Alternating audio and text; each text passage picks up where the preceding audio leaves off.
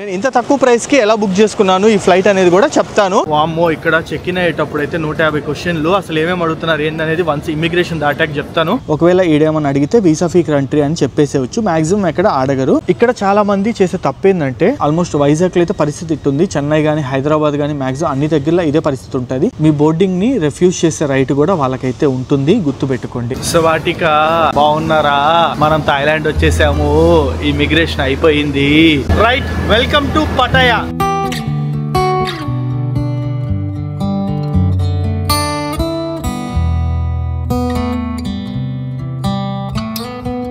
నేను ఈరోజు కేవలం 5,500 రూపాయలతో విశాఖపట్నం నుంచి బ్యాంకాక్ అయితే ట్రావెల్ చేస్తున్నాను. ఈ బ్యాంకాక్ వచ్చేసి థాయిలాండ్ లో అయితే ఉంటుంది. మన వాళ్ళు ఎవరైనా సరే ఇంటర్నేషనల్ కంట్రీకి ట్రావెల్ చేయాలనుకుంటే ఫస్ట్ మైండ్ లోకి వచ్చేది థాయిలాండ్.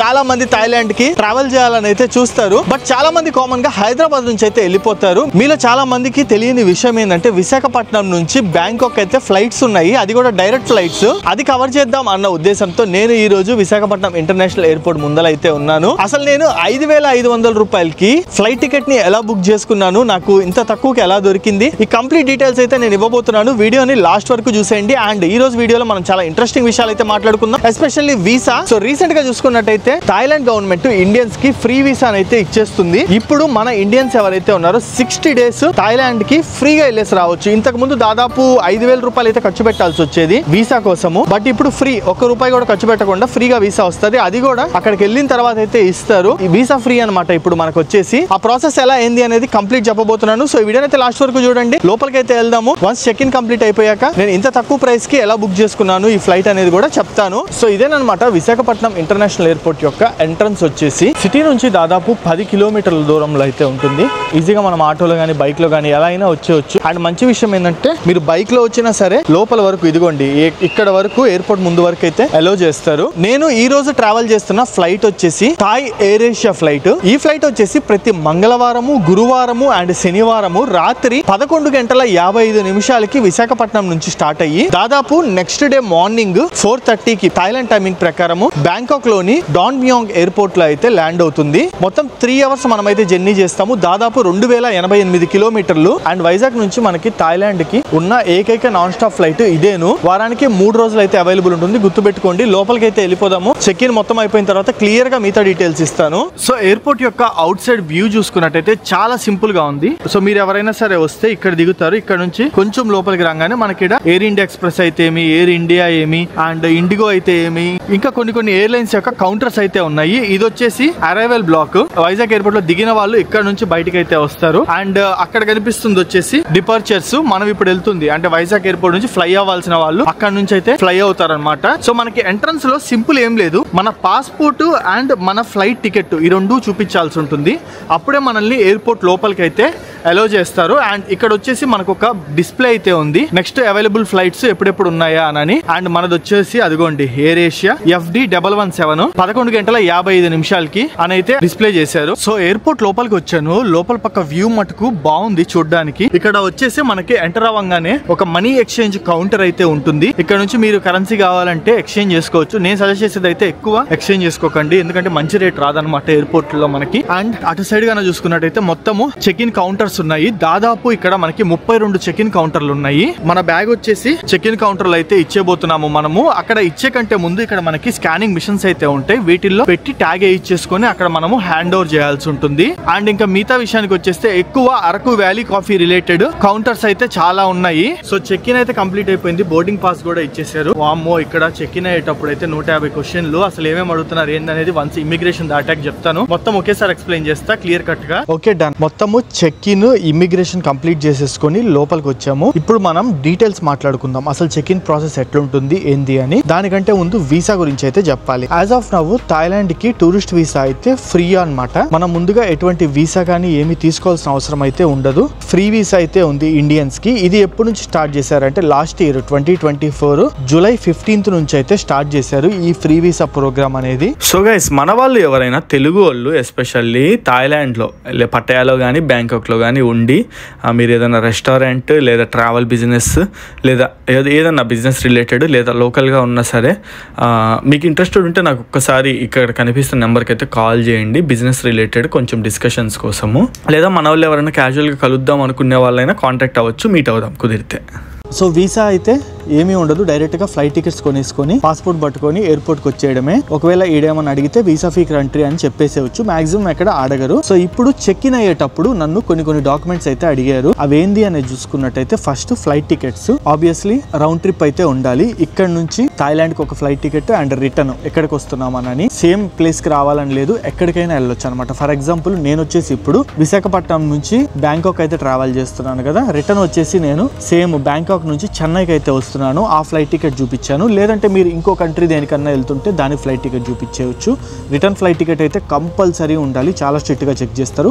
Next hotel bookings. ఇక్కడ చాలా మంది చేసే తప్పేందంటే హోటల్ బుక్ చేసుకునేటప్పుడు పేట్ హోటల్ అనే ఆప్షన్ అయితే పెట్టేసుకుంటారు. కానీ పేట్ హోటల్ పెట్టుకుంటే ఇక్కడ యాజ్ ఆఫ్ నౌ అయితే యాక్సెప్ట్ చేయట్లేదు. ఖచ్చితంగా పేమెంట్ కన్ఫర్మ్ చేసిన హోటల్ అయితే మనము బుకింగ్ చూపించాల్సి ఉంటుంది, పేమెంట్ చేసి ఉండాలి, అప్పుడే ఇక్కడైతే యాక్సెప్ట్ చేస్తున్నారు. ఆల్మోస్ట్ వైజాగ్ లో అయితే పరిస్థితి ఇట్టుంది, చెన్నై కానీ హైదరాబాద్ కానీ మాక్సిమం అన్ని దగ్గరలో ఇదే పరిస్థితి ఉంటుంది. ఫర్ ఎగ్జాంపుల్ నేను వచ్చేసి ఇప్పుడు ఈ ట్రిప్ మొత్తము దాదాపు 14 రోజులు అయితే చేస్తున్నా, 14 రోజులు థాయిలాండ్ లో ఉంటున్నాను. 14 రోజులకి నేను హోటల్ బుకింగ్ చూపించాల్సిన అవసరం లేదు, ఒక 3-4 రోజులకి కన్ఫర్మ్ బుకింగ్ చూపిస్తే చాలు. అంటే పేమెంట్ చేసిన స్క్రీన్ షాట్ కానీ లేదా బుకింగ్ అది చూపిస్తే చాలు. పేట్ హోటల్ పెట్టుకుంటే మాత్రం యాక్సెప్ట్ చేయరు, మీ బోర్డింగ్ ని రిఫ్యూజ్ చేసే రైట్ కూడా వాళ్ళకైతే ఉంటుంది, గుర్తు పెట్టుకోండి. సో చెక్ ఇన్ టైమ్ లో ఇవన్నీ చెక్ చేసిన తర్వాత మనకి బోర్డింగ్ పాస్ ఇస్తారు. అండ్ నెక్స్ట్ వచ్చేసి కరెన్సీ ఎంత ఉంది అని అడుగుతారు. నన్ను అయితే చూపిమని ఏం అడగలేదు, నీ అకౌంట్ లో ఎంత ఉంది అని అడిగారు. నేను ఒక ఇంత అమౌంట్ అయితే ఉంది అని చెప్పాను. థాయ్ బాట్లు ఏమన్నా క్యారీ చేస్తున్నావా అని అడిగారు. నేను నా దగ్గర ఏం లేవు థాయ్ బాట్ అని అన్నాను. మరి అక్కడికి వెళ్ళాక ఎట్ట విత్డ్రాల్ చేస్తావు అంటే నా దగ్గర ఇంటర్నేషనల్ కార్డు ఉంది అని చెప్పాను.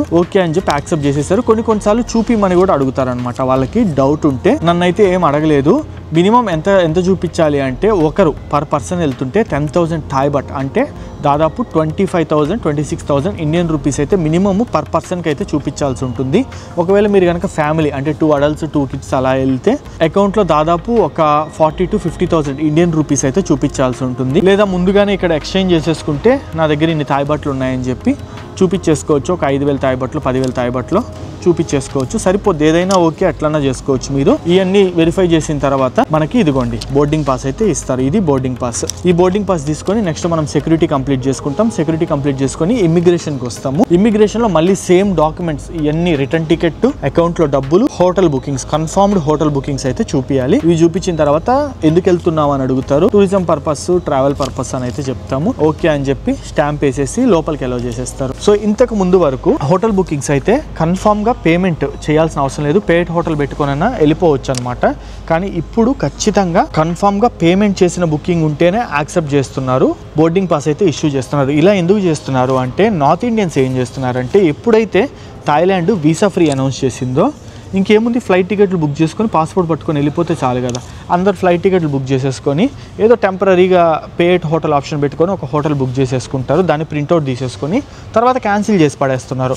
ఆ ప్రింట్అవుట్ తీసుకొచ్చి ఏడ చూపిస్తున్నారు. ఏడ చూపిస్తారా, ఏడ వీళ్ళు యాక్సెప్ట్ చేసి పంపించిన తర్వాత బ్యాంకాక్ కానీ పటాయా కానీ వెళ్ళిన తర్వాత వీళ్ళు ఏం చేస్తున్నారు, హోటల్కి డబ్బులు కడితే డబ్బులు ఎక్కువైపోతాయని చెప్పి పోయి బీచ్ల్లో పడుకోవడము, రోడ్డు పక్కకు పడుకోవడం, దుప్పటి దిండి తీసుకెళ్ళి అట్ట చేయడం స్టార్ట్ చేశారనమాట. సో ఈ కల్చర్ ఎక్కువైపోవడం వల్ల దీన్ని ఎట్లయినా ఆపాలి అన్న ఉద్దేశంతో హోటల్ బుకింగ్స్ కనీసం మీరు ఒక 10 రోజులు ఉంటే ఒక 3-4 రోజులు కన్ఫర్మ్ హోటల్ బుకింగ్స్ ఉండాలి. లేదా ఒక 3-4 డేస్ ట్రిప్ అయితే ఖచ్చితంగా 2 or 3 days hotel bookings, confirmed hotel bookings అయితే ఉండాలి, పేమెంట్ చేసి ఉండాలి.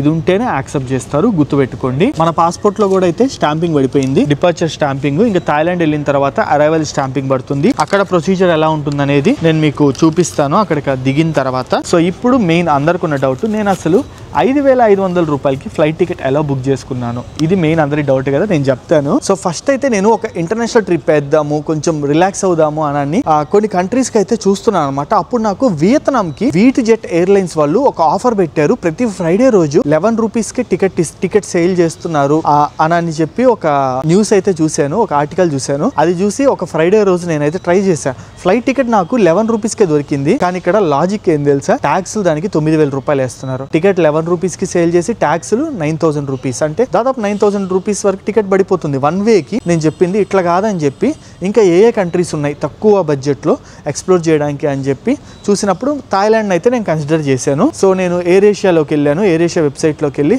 విశాఖపట్నం నుంచి బ్యాంకాక్ సెర్చ్ చేశాను, ఏమేమి ఫ్లైట్స్ ఉన్నాయి ఏందని చెప్పి చూశాను.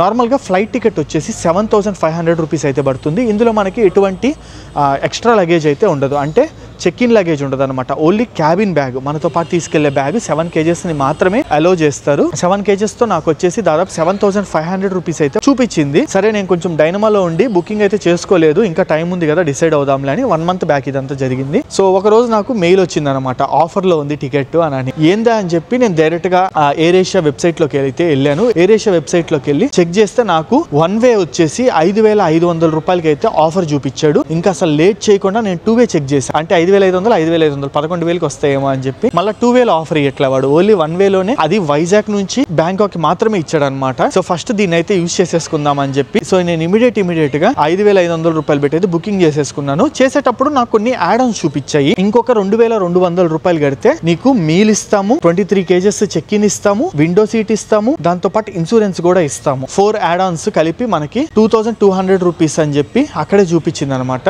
ఇది కూడా బాగుంది ఆఫర్. మామూలుగా మనకి 30 kg లగేజ్ లేదా 20 kg లగేజ్ బుక్ చేసుకోవాలంటే మినిమం 3 నుంచి 4000 రూపాయలు లేదా 5000 రూపాయలు ఎక్స్ట్రా ఛార్జ్ చేస్తారు. మళ్ళీ విండో సీట్ కో 300 అట్లా చాలా ఎక్స్ట్రా ఛార్జ్ చేస్తారు. మొత్తం అంతా కలిపి 2200 రూపాయలకి వచ్చేస్తుంది. అదొక 2200, అంటే 7700 రూపాయలకి with extra luggage, window seat, meals మొత్తం కలిపి నేను విశాఖపట్నం నుంచి థాయిలాండ్ అయితే ట్రావెల్ చేస్తున్నాను. ఒకవేళ నేను గనక ఈ ఎక్స్ట్రా లగేజ్ అంతా వద్దు 5500కి ట్రావెల్ చేసేస్తానులే ప్రశాంతంగా బ్యాగ్ ఒకటి తగిలించుకొని వెళ్ళిపోతా మనకేముంది అని అనుకోని ఉంటే 5500 రూపాయలకి వెళ్ళిపోయేవాడిని. సో ఈ విధంగా నాకైతే ఆఫర్ వచ్చింది. ఈ ఆఫర్ ఒక్కసారే కాదు, ఫర్ ఎగ్జాంపుల్ మీరు ఇప్పుడు కూడా చూడండి, నేను సెప్టెంబర్ అక్టోబర్ కి ఇంకా 5 months ఉందిలేండి టైము, అప్పుడు చెక్ చేస్తే రౌండ్ ట్రిప్ టికెట్స్ 7 నుంచి 8000 రూపాయలకి ఇస్తున్నారు. మీరు నమ్ముతారో లేదో, రాబోయే సెప్టెంబర్ అక్టోబర్ టైంలో థాయిలాండ్ కి రౌండ్ ట్రిప్ 7,000 to 8,000 రూపీస్ 1 వే చెప్పట్లే, రౌండ్ ట్రిప్. సో టికెట్స్ ఒక్కోసారి సేల్ లో దొరికితే ఖచ్చితంగా ట్రై చేయండి, తక్కువ ఖర్చుతో మీరైతే ట్రావెల్ చేయొచ్చు. ఇంత తక్కువకి ఎలా ఇచ్చారా అని చెప్పి చూసుకుంటే గనక మ్యాటర్ ఇది.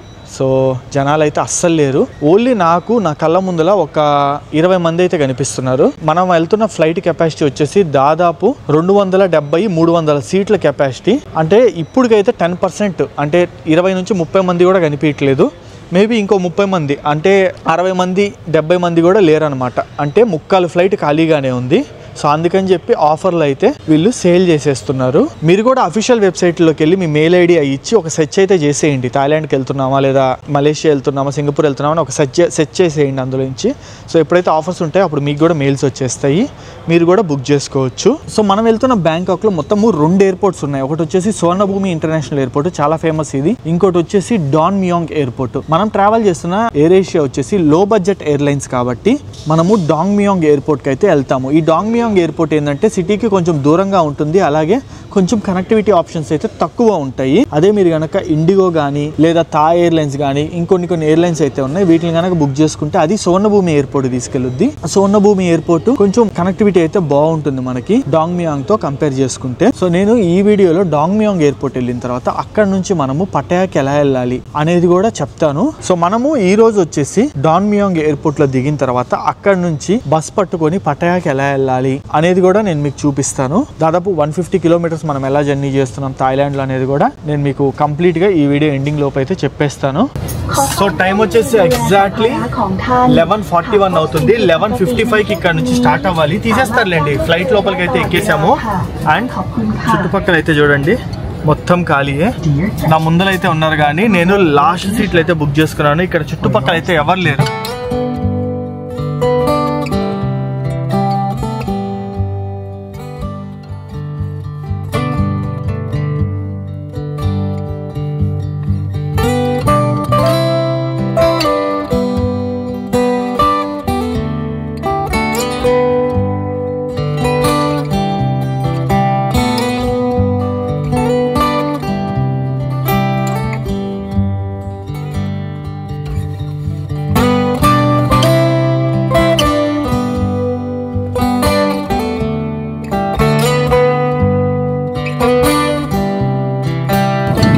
మీల్ ఆల్రెడీ నేను ప్రీ బుక్ చేశాను అని చెప్పాను కదా. నేను బుక్ చేసింది వచ్చేసి చికెన్ లసానా. ఇది ఏందో తెలియదు నాకు అసలు. ఫస్ట్ టైం నేను ఆర్డర్ పెట్టాను, ఫోటోలు చూసి పెట్టాను. సో ఇదిగోండి. సో మొత్తము చీజ్ అయితే ఉంది ఎక్కువ, ఇదంతా చీజ్. అండ్ చూస్తారు కదా మొత్తం చీజ్ లేయరు. దాంతోపాటు కొన్ని క్యారెట్ ముక్కలు, బ్రొకోలీ ముక్కలు. అండ్ ఇది వచ్చేసి రైస్ టైపే కానీ రైస్ కాదనమాట. ఇది ఏందో కూడా అర్థం కావట్లే.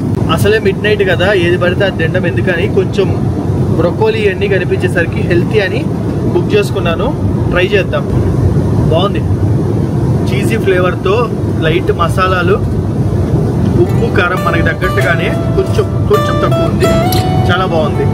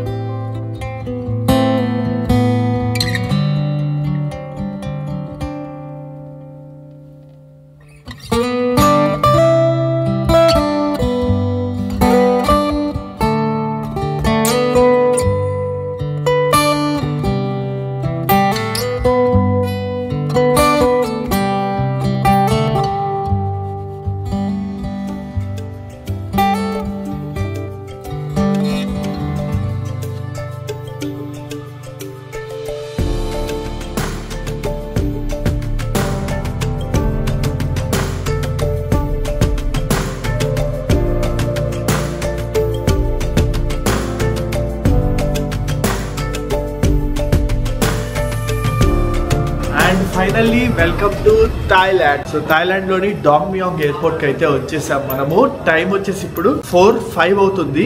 ఆన్ టైం అయితే ల్యాండ్ అయిపోయింది, 3:50 కల్లా ల్యాండ్ అయిపోయింది.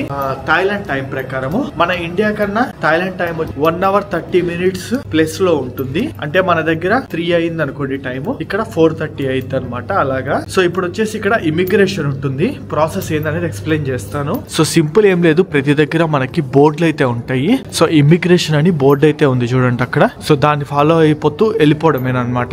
ఇంతకు ముందు అయితే వీసా ఆన్ అరైవల్, ఇక్కడికి వచ్చిన తర్వాత డబ్బులు కట్టడము, ఈ పంచాయతీలు అన్ని ఉండేవి. ఇప్పుడు అటువంటి ఏమీ లేవు. ₹1 కట్టకుండా మనకి ఫ్రీగా వీసా అయితే ఇస్తారు. సో వాటిక బాగున్నారా, మనం థాయిలాండ్ వచ్చేసాము, ఇమిగ్రేషన్ అయిపోయింది, ఇంకా సిమ్ తీసుకొని బయటికి వెళ్ళడం ఒకటే పెండింగ్. సో ఇమిగ్రేషన్ లో అసలు నా ముందల ఒక ఆమె వచ్చింది, ఆమెకి ఇంగ్లీష్ రాదనమాట. ఆమె ఏం చేసిందంటే పాస్పోర్ట్ ఉంటది కదా, పాస్పోర్ట్ మీద స్టిక్కర్లు వేసుకొని వచ్చింది. అంటే ఎట్లా చెప్పాలి, ఫోన్ కి మనము రంగులు కవర్లు వేస్తాం కదా, అట్లాంటి కవర్లు వేసుకొని వచ్చింది. ఎందుకు వేసావు ఇది అది అని అడిగితే ఆమె చెప్పలేకపోయింది అనమాట ఇంగ్లీష్ లో. సో ఇంకో ఆఫీసర్ వచ్చి ఆమెని సెకండరీ ఇమిగ్రేషన్ కి అయితే తీసుకెళ్లారు. నన్ను ఏమేమి అడుగుతారా అని చెప్పి అయితే నేను అనుకున్నాను. సో నన్ను అసలు ఏం అడగలేదు, ఫింగర్ ప్రింట్స్ ఏమన్నారు. రాగానే మన ఫింగర్ ప్రింట్స్ తీసుకుంటారు, left right and thumb finger prints తీసేసుకొని ఎందుకు వచ్చావు అని అడుగుతారు అనమాట. ట్రావెల్ అని చెప్పగానే ఓకే అని చెప్పి స్టాంప్ వేసి జస్ట్ 1 minute లో నన్ను అయితే పంపించేసింది. నెక్స్ట్ వచ్చేసి ఇప్పుడు కస్టమ్స్ కి అయితే వెళ్తాము. కస్టమ్స్ దాటుకొని బయటికి వెళ్ళంగానే సిమ్ ఎలా తీసుకోవాలి, ఏం సిమ్ తీసుకోవాలనేది చెప్తాను. ఇప్పుడు మనము ఫ్రీ వీసా గురించి మాట్లాడుకుందాము. ఇండియన్ ట్రావెలర్స్ కి లాస్ట్ ఇయర్ జూలై నుంచి ఫ్రీ వీసా అయితే థాయిలాండ్ గవర్నమెంట్ అనౌన్స్ చేసిందని చెప్పాను కదా. అంతకు ముందు వరకు ఈ ఫ్రీ వీసా ప్రోగ్రామ్ ఓన్లీ కొన్ని కంట్రీస్ లైక్ ఆస్ట్రేలియా గానీ, హాంకాంగ్, జపాన్ ఇట్లాంటి కంట్రీస్ నుంచి వచ్చే సిటిజన్స్ కే ఉండేది. మన ఏషియాలో మోస్ట్ ఆఫ్ ద కంట్రీస్ కి ఈ ఫ్రీ వీసా స్కీమ్ అయితే ఉండేది కాదు. అంటే పాకిస్తాన్, బంగ్లాదేశ్, మయన్మార్, శ్రీలంక వీటితోనే మన దేశాన్ని కూడా కలిపేసేవాళ్ళు అనమాట. వీళ్ళకి ఫ్రీ వీసా అయితే ఇచ్చేవాళ్ళు కాదు, డబ్బులు కట్టి వీసా అయితే తీసుకోవాల్సి వచ్చేది. రాను రాను మన ఇండియన్ పాస్పోర్ట్ పవర్ఫుల్ అవడం వల్ల మన కంట్రీని కూడా ఆ ఫ్రీ వీసా స్కీమ్ లో అయితే జాయిన్ చేశారు. నాకైతే చాలా ప్రౌడ్ గా ఉంది. ఇప్పుడు మనము 60 days ఉండొచ్చు థాయిలాండ్ లో వితౌట్ ఎనీ వీసా. సో మన కిందకి ఇమిగ్రేషన్ కంప్లీట్ చేసుకున్నాం కదా, అక్కడే స్టాంప్ అయితే వేసేస్తారు. దాంట్లోనే entry date and exit date రెండు ఇచ్చేస్తారు అనమాట. 2 months అయితే ఉంది మనకి టైము. కావాలంటే 2 months ఉండొచ్చు, లేదా మీరు రిటర్న్ టికెట్ ఆల్రెడీ బుక్ చేసేసుకునే వస్తారు కాబట్టి డైరెక్ట్ రిటర్న్ అన్న అయిపోవచ్చు అనమాట, మీ ఇష్టము. సో మెయిన్లీ మనకి ఎయిర్పోర్ట్ లో సిమ్ కార్డ్ పర్చేస్ చేయాలనుకునే వాళ్ళ కోసం ఇప్పుడు ఇన్ఫర్మేషన్ చెప్తాను చూడండి. ఇక్కడ మనకి మెయిన్ గా 3 నెట్వర్క్లు ఉంటాయి. ఒకటి వచ్చేసి AIS అనమాట. ఇది వచ్చేసి టాప్ నెట్వర్క్ థాయిలాండ్ లోనే. చాలా బాగుంటాయి ఇంటర్నెట్ స్పీడ్స్ అన్ని, కాకపోతే కొంచెం కాస్ట్లీ ఉంటుంది.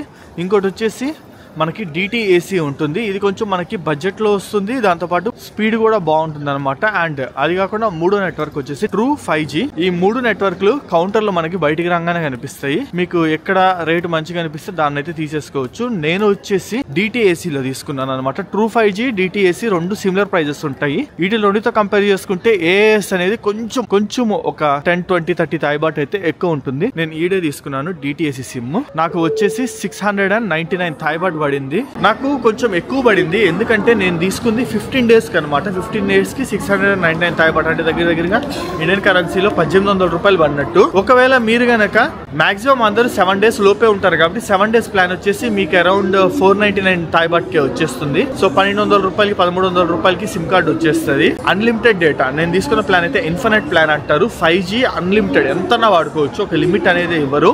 అదే మీరు 1 వీక్ ప్లాన్ 499 ఆ ప్లాన్ ఉంది కదా, దాన్ని తీసుకుంటే మీకు అరౌండ్ 50 GB ఇస్తాడు ఆ 1 వీక్ కి. 50 GB 1 వీక్ అంటే చాలా ఎక్కువ ప్రైస్. అయితే కొంచెం cost, but okay manageable. So exit number 1 నుంచి బయటికి రావాల్సి ఉంటుంది సిమ్ తీసుకున్న తర్వాత. ఎగ్జిట్ నెంబర్ 1 నుంచి బయటికి రాగానే రైట్ సైడ్ బస్ స్టాండ్ ఉంటుంది. ఇదేనమాట బస్ స్టాండ్. అయితే ఇక్కడ మనము A1 బస్ నెంబర్ కోసం అయితే వెయిట్ చేయాలి. మనం ఇప్పుడు వెళ్ళాల్సింది మోచిత్ బస్ టెర్మినల్ కి. అదేంటంటే మనకి మెయిన్ బస్ స్టాండ్ లాగా అనమాట. MGBS ఎలాగో అలాగనమాట. అక్కడికి వెళ్తే మనకి పటయాకి బస్సులు ఉంటాయి. ఇప్పుడు అక్కడ ఉంది కదా, అది వచ్చేసి A3 బస్సు. అలానే A1 ఇక్కడికి వస్తుందని అయితే చెప్పారు. సో దానికోసం వెయిట్ చేస్తున్నాను. ఒక 10-15 నిమిషాల్లో రావచ్చు. డాంగ్మియాంగ్ ఎయిర్పోర్ట్ లో దిగితే ఇదొక డిసడ్వాంటేజ్. మనం ఇక్కడ నుంచి మోచిత్ బస్ స్టాండ్కి వెళ్ళి మోచిత్ నుంచి పటయాక్ బస్ పట్టుకొని వెళ్ళాల్సి ఉంటుంది. అదే మీరు కనుక సువర్ణభూమి ఎయిర్పోర్ట్ లో దిగితే డైరెక్ట్ గా సువర్ణభూమి ఎయిర్పోర్ట్ పటాయాకి బస్సెస్ అయితే ఉంటాయి. సో డే 1 ఎవరైనా సరే ప్రతి ఒక్కరు పటాయాకే వెళ్తారు. ఎందుకంటే 2 రీజన్లు. మోస్ట్ హ్యాపెనింగ్ ప్లేస్ వచ్చేసి పటాయా, ఇంకోటి వచ్చేసి హోటల్ 2 o'clock చెక్ ఇన్ ఉంటుంది. Most of the flights morning కల్లా వచ్చేస్తాయి కాబట్టి మధ్యాహ్నం 2 వరకు ఏం చేయాలి, ఒకవేళ బ్యాంకాక్ లో ఉంటే మధ్యాహ్నం 2 వరకు తిరగలేము కదా బయటగా ఉట్టిగా. సో అందుకని పటాయా పెట్టేసుకుంటారు. ఇదిగోండి వచ్చేసింది మన A1 బస్సు. ఇక్కడ మెయిన్ మనము లాంగ్వేజ్ పరంగా కొంచెం ప్రాబ్లం అయితే ఫేస్ చేయాల్సి ఉంటుంది, బట్ పర్లేదు, ఇంగ్లీష్లో కూడా అయితే వేస్తున్నారు. సో డాంగ్మియాంగ్ ఎయిర్పోర్ట్ టు BTS మోచిత్ ఇక్కడికైతే వెళ్ళాలి.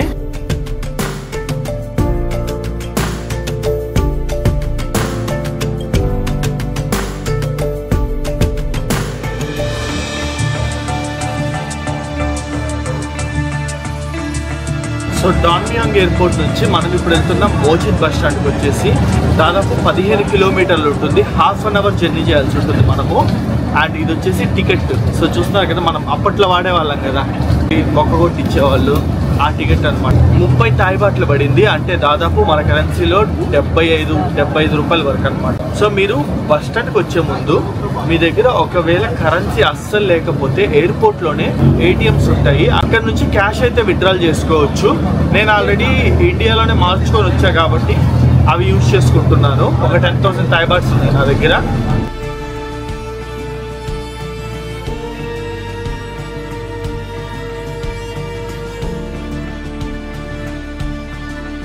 సో ఇప్పుడు మనం వచ్చేసి మోచిత్ బస్ స్టాండ్ ఏరియాకి అయితే వచ్చాం. ఇదిగోండి మన బస్సు ఇక్కడ దింపుద్ది మనల్ని. ఇక్కడ దిగంగానే ఇక్కడ నుంచి కొంచెం ముందలి చూస్తే మెట్రో అయితే కనిపిస్తుంది కదా, మోచిత్ అని. మెట్రో దగ్గరికి అయితే వెళ్ళాలి. అండ్ రోడ్డు మీద చూడండి స్ట్రీట్ ఫుడ్స్ అయితే అమ్ముతున్నారు. చాలా రకాలైతే ఉన్నాయి. How much this one? ఏయో రకరకాలు ఉన్నాయి. అవన్నీ వద్దని నేను ఈ పైనాపిల్ ముక్కలు తీసుకున్నాను. 30 బాట్ తీసుకున్నాడు. చాలా ఎక్కువ ఇచ్చారనమాట. 30 బాట్ అంటే దగ్గర 75 రూపాయలు.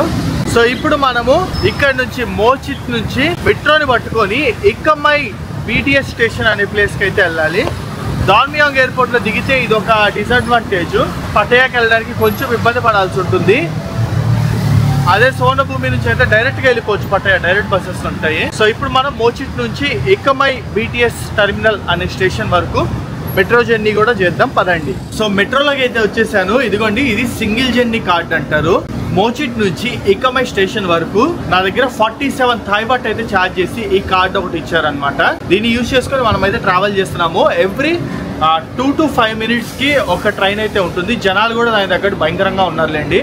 ఇందా నా ముందులో ఒక ట్రైన్ వెళ్ళింది, అసలు ఖాళీయే లేదు. అండ్ ఇక్కడ కూడా చూడండి అసలు ఎంతమంది ఉన్నారో. నేను కావాలని పబ్లిక్ ట్రాన్స్పోర్ట్ లో వెళ్దామని వెళ్తున్నాను ఇంటెన్షనల్ గా. క్యాబ్ బుక్ చేసుకుని వెళ్ళిపోవాలన్నా వెళ్ళిపోవచ్చు కావాలనుకునే పని అయితే ఏకమై స్టేషన్ కి. ఇంకా అక్కడ నుంచి బస్ పట్టుకొని వెళ్ళిపోవచ్చు. నేను ఒకసారి పబ్లిక్ ట్రాన్స్పోర్ట్ ట్రై చేద్దాము అని కావాలని ట్రై చేస్తున్నా. ఎందుకు ఏంది అనేది మీకు అర్థమైందిలేండి. నేను బ్యాంకాక్ వచ్చేది కూడా ఒక పర్పస్ మీద అయితే వచ్చాను. అదంతా సక్సెస్ అయితే ఒక మంచి గుడ్ న్యూస్ వస్తుంది మన సైడ్ నుంచి. అందరూ ట్రైన్ కోసం వెయిట్ చేస్తున్నారు. ఈ సిస్టమ్ అయితే చూడండి ఎంత బాగుందో. ఒకరెనకాల ఒకరు పద్ధతికి నిలబడ్డారు అనమాట. ఎంత మంది వరకు లోపల ఫిట్ అవుతారో అంతమంది ఎక్కుతున్నారు. మనలాగా దోసుకోవడాలు నెట్టుకోవడాలు అయితే ఉండదు. బాగుంది ఈ సిస్టమ్ అయితే.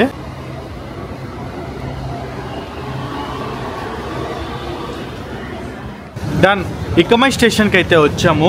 ఇక్కడికి వచ్చిన తర్వాత మనము ఎగ్జిట్ నెంబర్ 2కి అయితే చూడాలి. ఎగ్జిట్ నెంబర్ 2 వచ్చేసి మనకి ఈస్టర్న్ బస్ టెర్మినల్ అని అయితే ఉంటుంది. అక్కడికి వెళ్తే అక్కడ నుంచి మనకి పటాయాకి బస్సులు ఉంటాయి. ఇదిగోండి ఇది మెట్రో. ఎగ్జిట్ నెంబర్ 2 తీసుకొని దిగి కిందకి ఇలా వస్తే ఇదిగోండి ఇక్కడే మనకు కనిపిస్తుంది ఈస్టర్న్ టెర్మినల్ అని. ఇక్కడ నుంచి అయితే మనకి పటాయాకి బస్సులు ఉంటాయి. నేను 200% చెప్తున్నా, మీరు ఒకవేళ నలుగురు అలా ఉంటే హ్యాపీగా డైరెక్ట్ పటాయా క్యాబ్ మాట్లాడుకొని వెళ్ళిపోతే బెస్ట్ ఆప్షను. నాలాగా సోలోగా లేదా ఇద్దరు వస్తే అప్పుడు ఈ పబ్లిక్ ట్రాన్స్పోర్ట్ యూజ్ చేసుకోండి.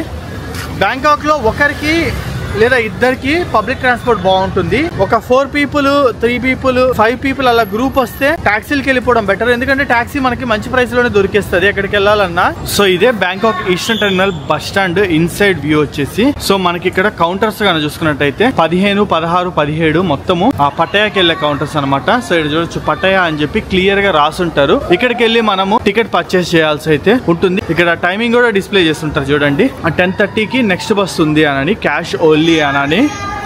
సో ఇక్కడ నుంచి అయితే మనము టికెట్ పర్చేస్ చేసుకోవాల్సి ఉంటుంది పటాయాకి. ఫస్ట్ బస్ వచ్చేసి 6కి స్టార్ట్ అవుతుంది అండ్ లాస్ట్ బస్ వచ్చేసి నైట్ 10కి ఉంటుంది. ఎవ్రీ 30 మినిట్స్కి ఒక బస్సు ఉంటుంది. సో టికెట్ తీసేసుకున్నాము. ఇదే మన టికెట్. 131 థాయ్ బార్స్ ఛార్జ్ చేశారు. అంటే దగ్గరగా 400 రూపాయల వరకు టికెట్ పడినట్టు అనమాట. అండ్ ఇదే మనం ట్రావెల్ చేయబోతున్న బస్ వచ్చేసి. బస్ అయితే బ్యాక్ టు బ్యాక్ ప్లాట్ఫామ్స్ మీద పెట్టేస్తున్నారు. మనం టికెట్ కొనుక్కొని ఎక్కేయడమే లేట్. ప్రతి హాఫ్ అన్ అవర్ కి ఒక బస్సు ఉంటుంది. ఈ బస్ స్టాండ్ చూస్తుంటే సేమ్ టు సేమ్ మన దగ్గర తిరిగినప్పుడు మన ఇండియాలో బస్ స్టాండ్ ఎలా ఉంటుందో సేమ్ టు సేమ్ అలానే ఉందన్నమాట. అదే ప్లాట్ఫామ్ లో అదే. కాకపోతే బస్సులు కొంచెం రకరకాల మోడల్స్ అయితే వాడుతున్నారు.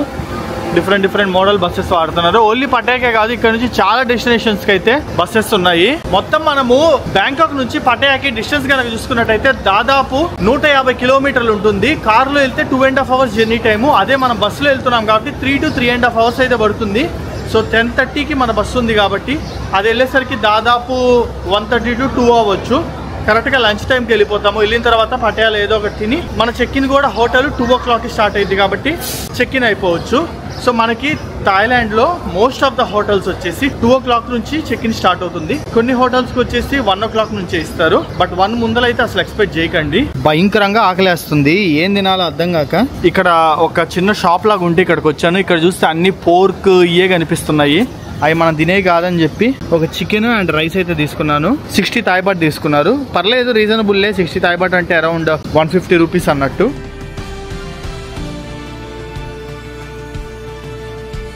Right, welcome to Pattaya. Minimum 2.5 to 3 hours పట్టుద్ది అనుకున్నాను, కానీ 2 hours 10 minutes లోనే బ్యాంకాక్ నుంచి పటాయాకి అయితే మనల్ని తీసుకొచ్చేసాడు. సో మనం పటాయాలోని నార్త్ బస్ టెర్మినల్కి అయితే వస్తాము. బ్యాంకాక్లో నార్త్ బస్ టెర్మినల్ నుంచి స్టార్ట్ అయ్యి పటాయాలోని నార్త్ బస్ టెర్మినల్కి అయితే వచ్చేస్తాము. సో ఇంకా ఇక్కడ నుంచి మన హోటల్కి వివిధ రకాల ట్రాన్స్పోర్టేషన్స్ వాడేసుకోవచ్చు. టుక్ వాడుకోవచ్చు, లేదా ఇదిగోండి ఇక్కడ బైక్లో వెళ్తున్నారు కదా, అది బైక్ ట్యాక్సీ అనమాట. అలా బైక్ ట్యాక్సీ బుక్ చేసుకోవచ్చు. ఇదిగోండి వీళ్ళు కూడా అదే ఇట్లాంటి బైక్స్లో తీసుకెళ్ళిపోతారు మన హోటల్కి అయితే. ఆ గ్రాబ్ అనే యాప్ ఉంటుంది. ఆ గ్రాబ్ అనే యాప్ని యూజ్ చేసి మనం అయితే బుక్ చేసుకోవచ్చు, లేదా క్యాబ్ బుక్ చేసుకోవచ్చు, మన ఇష్టము. ఇప్పుడైతే మన హోటల్కి వెళ్ళిపోదాము, పదండి మనము. సో మనం దిగిన నార్త్ బస్ టెర్మినల్ ఏదైతే ఉందో అదైతే ఏమి బ్యాంకాక్లో ఎక్కాం కదా, north bus terminal, Bangkok bus terminal. అదైతే ఏమి ఇవి కొంచెము ఊరికి బయటకు అయితే ఉంటాయి. ఇక్కడ నుంచి మన హోటల్ వచ్చేసి దాదాపు 6.5 kilometers ఉంది. నేను వచ్చేసి మెయిన్ వాకింగ్ స్ట్రీట్ ఏరియాలోనే తీసేసుకున్న హోటల్ అయితే. సో నైట్ లైఫ్ కానీ మనకి ఫుడ్ ఆప్షన్స్ అయితే అన్ని బాగుంటాయి. బ్యాంకాక్ వైబ్రెంట్ థీమ్ అయితే ఎంజాయ్ చేయించిన ఉద్దేశంతో మెయిన్ సిటీ సెంటర్లోనే తీసేసుకున్నాను. సో నేనైతే గ్రాబ్ కానీ బోల్ట్ కానీ ఈ యాప్లో బుక్ చేసుకోవచ్చు. నాకు దాదాపు 6.5 kilometers కి 75 థాయ్ బాట్ అయితే పడింది. సో ఎక్కిన తర్వాత అన్న ఒక 10 ఎక్కువ అయితే అడిగాడు. సో సరే 85 ఇచ్చేస్తా నీకు పద అని చెప్పాను. అంటే దగ్గరగా 250 రూపాయలు అనమాట మన కరెన్సీలో. పర్లేదు 6.5 కిలోమీటర్లకి. సో గైస్ రూమ్ కి వచ్చాను, ఫ్రెష్ అప్ అయ్యాను, కొంచెం నిద్రపోయాను కూడా. టైం వచ్చేసి ఇప్పుడు ఈవినింగ్ అరౌండ్ 6 o'clock అవుతుంది. రూమ్ అయితే ఇదేను, కొంచెం పట్టించుకోకండి, గలీజ్ ఉంది. మొత్తం లగేజ్ అయితే పెట్టేసుకున్నాను. అండ్ రూమ్ లో నుంచి వ్యూ అయితే ఇదే, సింపుల్ సిటీ వ్యూ అయితే ఉంటుంది. సో నేను మొత్తము పటాయాలో 4 days ఉండబోతున్నా. ఈ 4 days లో నేను ఓన్లీ 2 days మాత్రమే ఈ హోటల్ బుక్ చేసుకున్నాను. ఎందుకంటే వాకింగ్ స్ట్రీట్ కి చాలా దగ్గర, జస్ట్ అది అక్కడే వాకింగ్ స్ట్రీట్ 2 minutes వాక్ అంతే. నాకు కొంచెం డీటెయిల్స్ గ్యాదర్ చేసుకోవడానికి, బ్యాక్గ్రౌండ్ వర్క్ చేసుకోవడానికి ఈజీగా ఉంటది అని అయితే వచ్చాను. అండ్ మన వాళ్ళు ఎవరైనా సరే తెలుగు వాళ్ళు ఇక్కడ బ్యాంకాక్ లో వర్క్ చేస్తుంటే, ఎస్పెషల్లీ ట్రావెల్ రిలేటెడ్ దాంట్లో, టూరిజం రిలేటెడ్ దాంట్లో ఉంటే, మీకు ఏదైనా ఏజెన్సీస్ ఉంటే నాకు ఒకసారి ఇక్కడ కనిపిస్తున్న నెంబర్ కి అయితే కాంటాక్ట్ అవ్వండి. సో కొంచెం బిజినెస్ డీల్ అయితే మాట్లాడాలి. అతి త్వరలో మీకు ఏందనేది రివీల్ చేయబోతున్నాను. అది ఈ రోజు వీడియో అయితే. హోప్ఫుల్లీ ఈ వీడియో అయితే మీద నచ్చింది అనుకుంటున్నాను. మరో ఇంట్రెస్టింగ్ వీడియోతో మనం మళ్ళీ కలుసుకుందాం. See you in the next vlog.